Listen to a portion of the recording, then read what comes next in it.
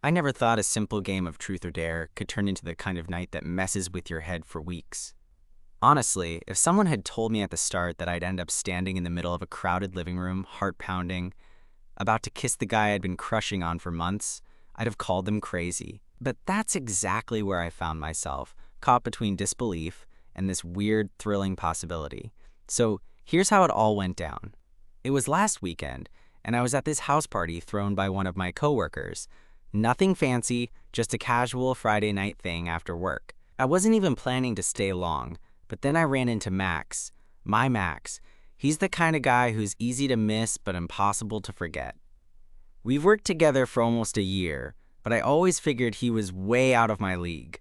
He's funny in that dry, sharp way with eyes that seem to catch every little thing you do, and a smile that, honestly, makes me forget how to speak sometimes. Anyway, the party was already humming when I got there. A few familiar faces, some new ones, music playing low in the background, and people scattered around the living room with drinks in hand. Max was there too, leaning against the wall, looking casual but somehow magnetic. We said hi like usual, a bit awkward but friendly, and then a group formed around a coffee table where someone pulled out a deck of cards. Before I knew it, I was roped into a game of truth or dare. I figured it'd be harmless, a way to kill a bit of time and maybe loosen up a bit. The game started slow, with the usual boring truths and dares like sing the chorus of your favorite song or call your mom and tell her you love her. But as the rounds went on, things got a little more interesting. Max was right there, playing too, and I noticed him watching me more closely than before, like he was waiting for something. My heart hit that weird, jittery speed. I kept telling myself to chill, that it was just a game. Then, when my turn came around again, Max smirked and said, "I dare you to kiss me." The room went quiet. I swear, I could hear my own pulse. I froze for a second, trying to figure out if I'd heard him right, or if maybe I'd imagined it. Everyone was staring, and I was caught in this insane moment where everything felt like it was on the edge of exploding. And that's where I'm stuck. Because what happened next wasn't just a dare. It was the start of something I never saw coming. I stood there, frozen, trying to process what just happened. "I dare you to kiss me." The words replayed in my head like a song stuck on loop. There was this weird electric buzz in the air. The room wasn't actually silent, but it felt like every noise was muffled under the weight of that one moment. People glanced between me and Max, some smirking, others wide-eyed. I guess the whole room realized this wasn't a usual game dare. Max leaned forward a bit, eyes locked on mine, a half smile playing on his lips like he was daring me to back out. I could feel my throat go dry, my hands sweaty. Part of me wanted to laugh it off, call it a joke and say, "No way." But another part, maybe the part that's been quietly hoping for exactly this, was screaming for me to just go for it. I mean, I'd been crushing on Max for months, right? And it wasn't some secret or anything I kept under wraps. I just never thought he'd actually throw something like this out there, especially not at a work party packed with people who could witness this awkward moment. But there he was, daring me, giving me an out that I couldn't dodge without looking like a total coward. My brain scrambled for a good excuse. "Dude, I don't know if this is a good idea," I blurted out, trying to keep my voice steady. But my words sounded weak, even to myself. Max just chuckled softly, like he enjoyed seeing me squirm. "Come on," he said, voice low. "It's just a game. I'm not gonna bite." I laughed nervously, the tension breaking just a bit. "Yeah, you're right. Just a game." I was trying to convince myself more than him. And then, before I even fully realized what was happening, I stood up and took a step closer. Max's eyes widened slightly, maybe surprised that I didn't run away. Or maybe it was relief. I didn't care. I was already way past the point of no return. "All right," I said, trying to sound confident even though my heart was pounding like a drum in my chest. "Here goes nothing." Max leaned in as well. The room seemed to shrink around us. I could feel the warmth of his breath, the faint scent of his cologne. Something fresh, maybe a hint of mint. Then our lips met. It wasn't the Hollywood perfect kiss you see in movies. It was messy, a little awkward, but real. There was a nervous energy, a kind of electric jolt that made me realize I'd been holding back feelings I barely let myself admit. Max's lips were softer than I expected, and his hand found mine, squeezing gently, like he was reassuring me this was okay. When we finally pulled apart, the room erupted in cheers and hoots. Someone shouted, "'Bout time!" and I felt my cheeks burn bright red. Max just grinned, that wicked smile he has when he knows he's done something right. For the rest of the night, things felt different, like the game had broken down some invisible wall between us. We ended up sitting on the couch, closer than before, talking about everything from dumb office gossip to music and movies. The easy way he laughed at my jokes, the way he listened when I talked, it all made me feel like maybe this wasn't just a random dare, but the start of something real. At one point, he looked over and said, "I've wanted to do that for a while." I blinked, surprised, and then admitted, "Same here. I just didn't think he'd feel the same." He shrugged, a little sheepish. Guess I was waiting for the right moment. That night, I walked home with a goofy grin plastered on my face. My mind replayed the kiss, the way his hand felt in mine, the way the whole party faded out around us. I didn't know what was going to happen next, but for once, I wasn't afraid to find out. And honestly, I can't wait to see where this goes. I woke up the next morning feeling like I was stuck somewhere between a dream and a really awkward hangover. Except, there was no alcohol fog clouding my head, just this weird, persistent smile that wouldn't go away. I kept replaying last night's kiss over and over, like it was the best song I'd ever heard, and I couldn't get it out of my head. The whole thing felt surreal, the kind of moment you expect to happen in movies or in someone else's life, not your own. I was nervous about going to work, of course. I mean, Max and I shared the same office space, and now everything felt like it was under a microscope. Would he act weird? Would people start gossiping? Most importantly, would I be able to look at him without feeling like my heart was doing somersaults? When I got in, I found Max already at his desk, headphones on, typing away like nothing had changed. I was tempted to pretend the whole thing never happened, but the moment I caught his eye, the headphones came off. He gave me this small, almost shy smile that made me feel a little less ridiculous. "Morning," he said quietly. "Morning." I replied, trying to sound casual, but honestly, my voice came out a little too high-pitched. We settled into our work, but the air between us was charged, like something new and fragile was hovering just out of sight. Every once in a while, I'd catch him glancing my way, and I felt this crazy pull to meet his eyes and smile back. But I was also terrified of putting my foot in my mouth. Around mid-morning, Max leaned over and whispered, "Lunch. My treat." I blinked, a little caught off guard. "Yeah, sure. Sounds good." We ended up at this small sandwich place down the street, the kind of spot you only notice if you're looking for it. It wasn't fancy, but it was perfect for a quiet conversation where we didn't have to pretend everything was normal. Over sandwiches and fries, we talked about stupid stuff at first. The usual weekend plans, favorite TV shows, the weird coworker who always left his dishes in the sink. But then the conversation shifted, like it was waiting for us to find the right moment. So, Max started, nervously poking at his salad. "About last night, I didn't just dare you because I thought it'd be funny." I looked at him, heart thudding. "Yeah? What made you do it?" He shrugged, but there was a seriousness in his eyes. "I guess I was tired of pretending I didn't want to kiss you. I didn't want to be the only one holding back." I laughed, a little relieved and a little embarrassed. I was definitely holding back. "Why?" he asked, leaning in like he really wanted to understand. I hesitated. It's weird admitting this stuff to someone you like when you've been running it over and over in your head for so long. I guess I was scared of messing up our friendship, scared of making things weird at work, scared of feeling like I was the only one. Max reached across the table and took my hand. His skin was warm, and the simple touch made the butterflies in my stomach flutter harder. I get that, but maybe it's scarier not to know. We sat there in a kind of quiet that wasn't awkward, more like comfortable, like two people who finally decided to stop pretending. That afternoon back at the office, things felt lighter between us. We traded glances, small smiles, and even a few whispered jokes.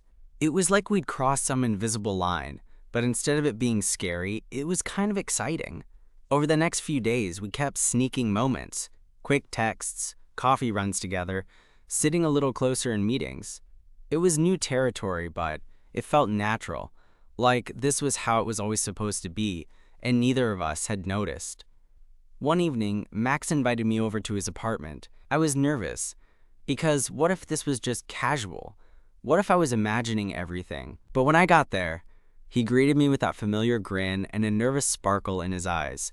We ordered takeout, drank cheap beer, and talked for hours about everything and nothing. At one point, he put on some music, and we just sat close on his couch. He reached for my hand again, and this time I didn't hesitate. "I'm really glad you dared me," I told him, smiling. He laughed softly. "Me too." And in that moment, I realized that sometimes the best things happen when you take a chance, even if it starts with a dare. The night at Max's place was one of those rare moments that feel like they're suspended in time, all warmth and quiet smiles, with the city's hum just outside the window. We were sitting close on his couch, the half-empty takeout boxes forgotten on the coffee table, just talking. It wasn't about making plans or rushing into anything. It was just us being there, present, without the weight of unspoken feelings hanging over our heads. At some point, Max shifted closer, his shoulder brushing against mine, and I didn't pull away. The way he looked at me that night, like I was the only person in the room, made me realize how much I'd been craving this. Not just the kiss or the flirting, but the simple, steady kind of closeness. The kind that doesn't need to be shouted about, you know?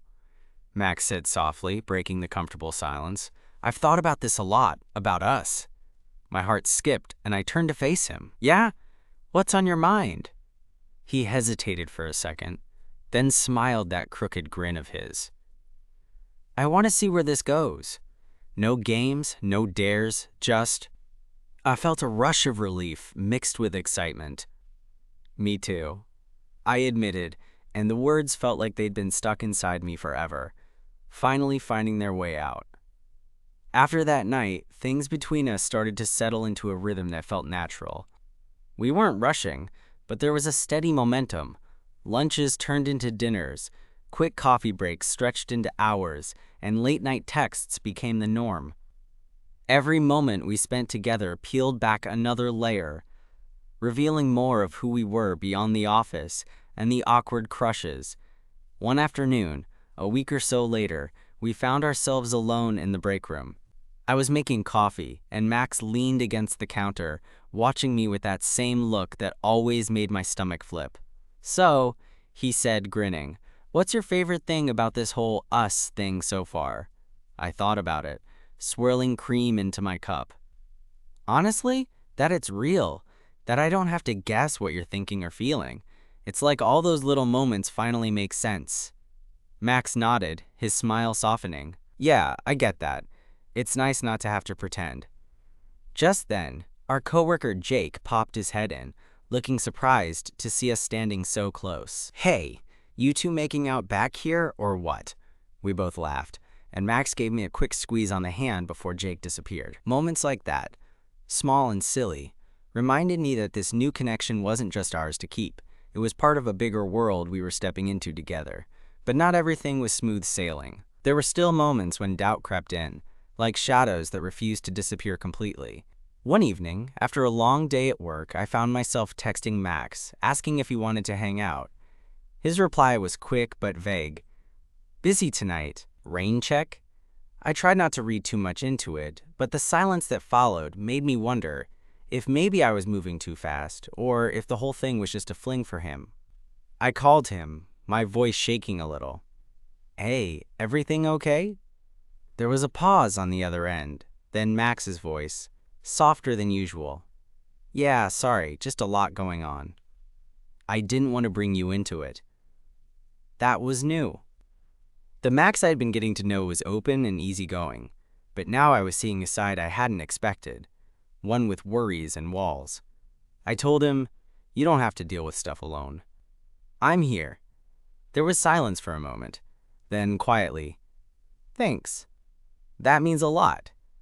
That night reminded me that real connections aren't just about the good times, They're about sticking around when things get messy, when you feel vulnerable. Over the next few days, I tried to be patient, giving Max space, but also letting him know I cared. It wasn't always easy, but every text, every quick coffee, every shared smile was a small piece of building something stronger. One afternoon, as we were leaving the office together, Max stopped me with that familiar grin. "You know," he said, "I think I'm ready to stop hiding." My heart jumped. "What do you mean?" he shrugged, cheeks flushing a little. "I want to introduce you to my friends. My family, eventually. I want people to know we're more than just coworkers who flirt over lunch." I smiled, feeling the weight of that step. "I'd like that." And just like that, the game we started playing on a whim had turned into something real and promising. Messy, complicated, but undeniably ours. Sometimes, all it takes is a dare to open the door to something you didn't even know you were looking for.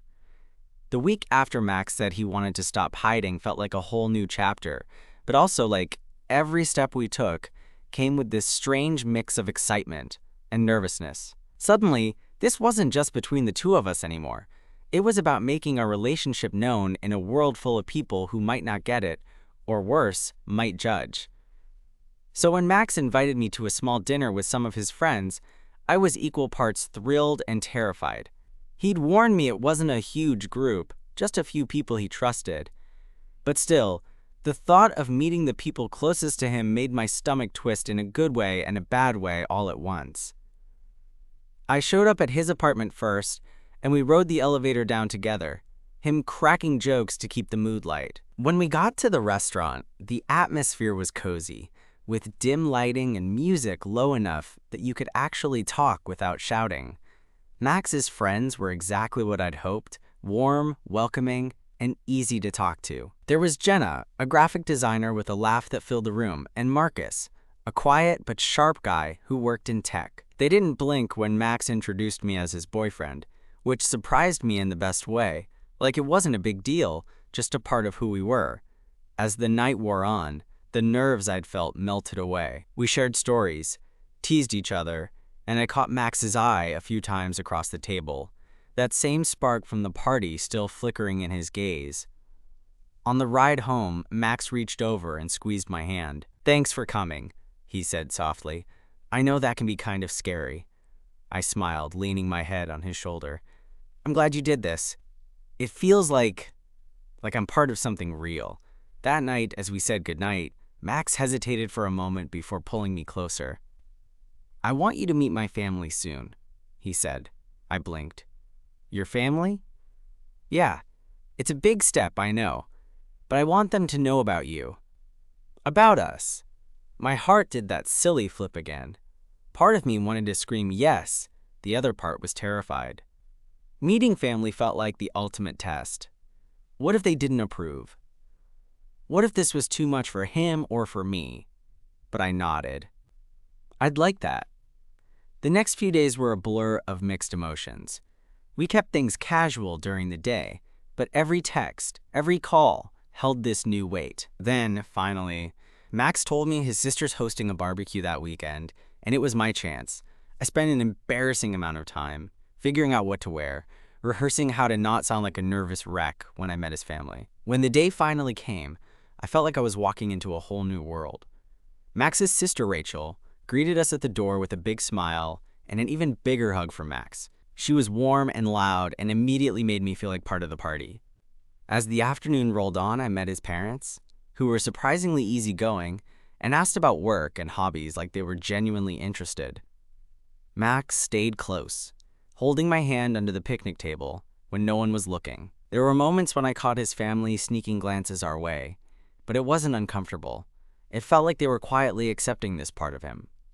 At one point, I found myself deep in conversation with his dad, who told me stories about Max growing up, his awkward teenage years, his stubborn streak, and how proud they were of him. Hearing that from a parent was something else. It made all the fears I had about being accepted shrink down to almost nothing. By the time the barbecue was winding down, Max pulled me aside. "Thanks for coming," he said, brushing a stray hair from my face. "You made this day easier than I thought it'd be." I smiled, feeling this swell of pride and affection. "I'm glad you wanted me there. Walking home that evening, hand in hand with Max, I realized how far we'd come, from a dare in a crowded living room to meeting family, to this new feeling of being seen and accepted. But even with all the good, there were still moments of uncertainty, job stress, the occasional awkward comment from a coworker, or just the everyday worries that come with building something new. We didn't have all the answers, and sometimes it felt like we were just figuring it out as we went along.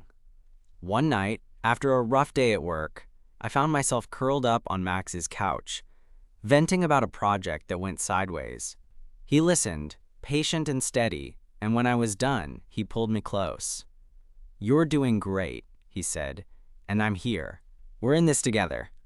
That simple reassurance was everything I needed. Looking back, it's crazy to think it all started with a stupid game, a dare that could have been shrugged off, forgotten by morning. Instead, it became the spark for something unexpected and real. Sometimes, the things you're scared to do turn out to be exactly what you need. And with Max, I'm ready to take that chance again and again.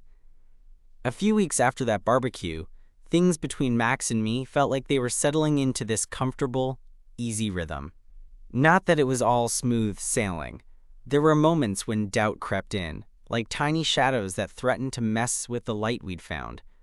But mostly, it was good, real good, like waking up and not dreading the day because you knew someone was waiting for you on the other side.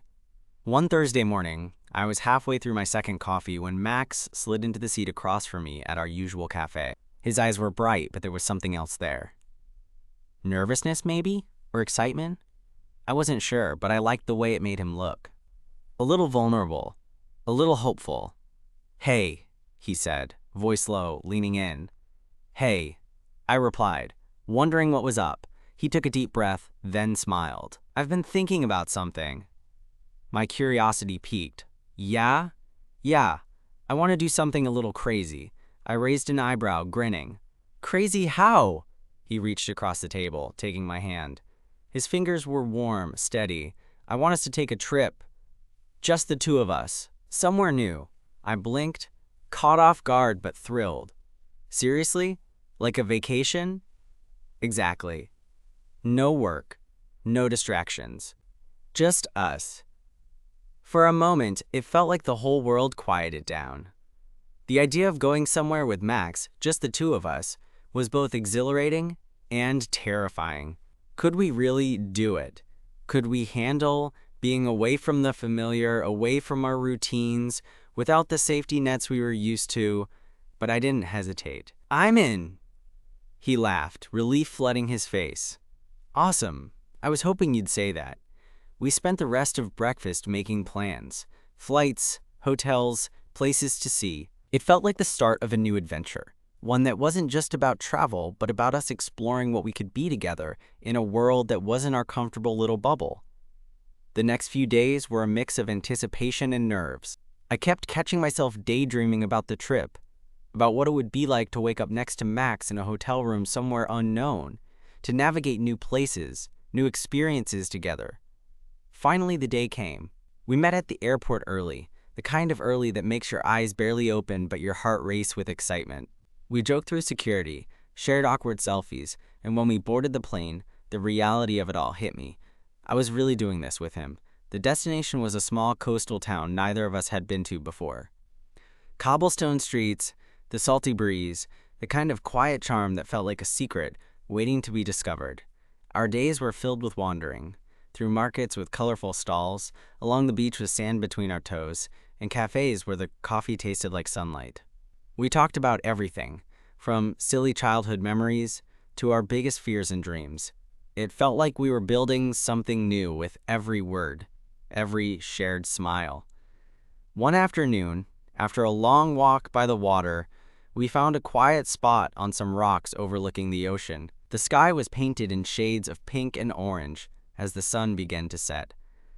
Max turned to me, his gaze soft but serious.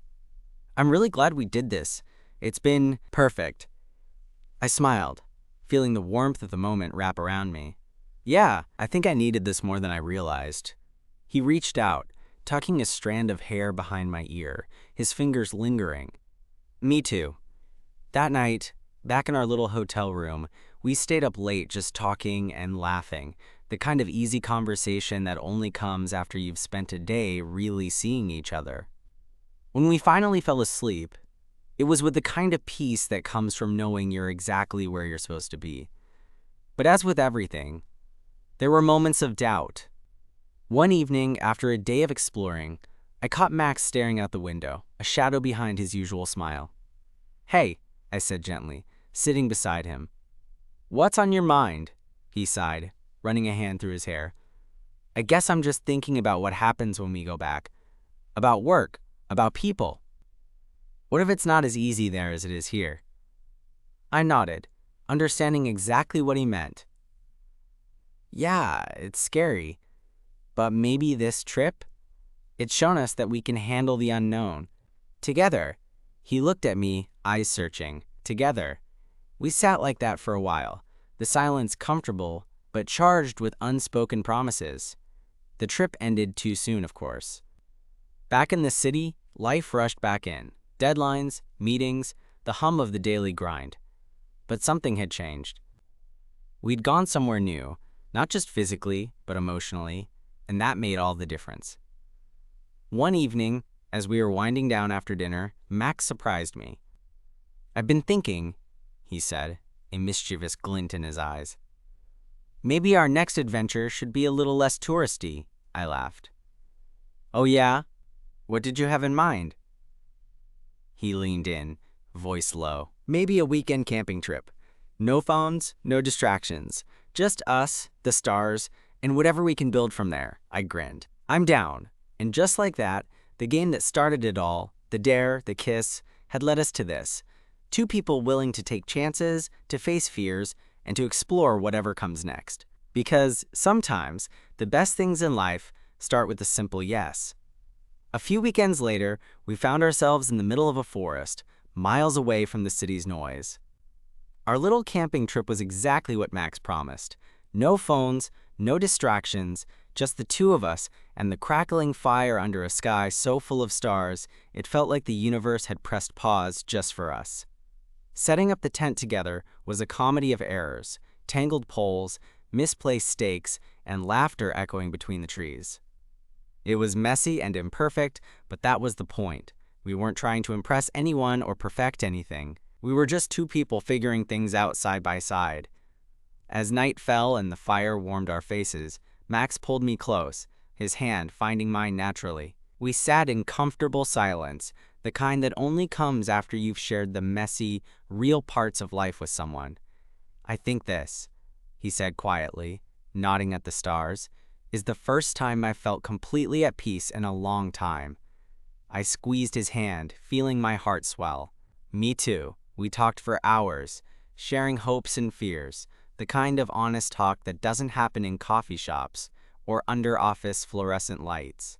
And when we finally leaned in, it wasn't about daring or games. It was about trust, about knowing we'd chosen each other even when the future was uncertain. That trip wasn't just a getaway. It was a marker, the moment when everything shifted from possibility to reality. It reminded me that love isn't about grand gestures or perfect timing.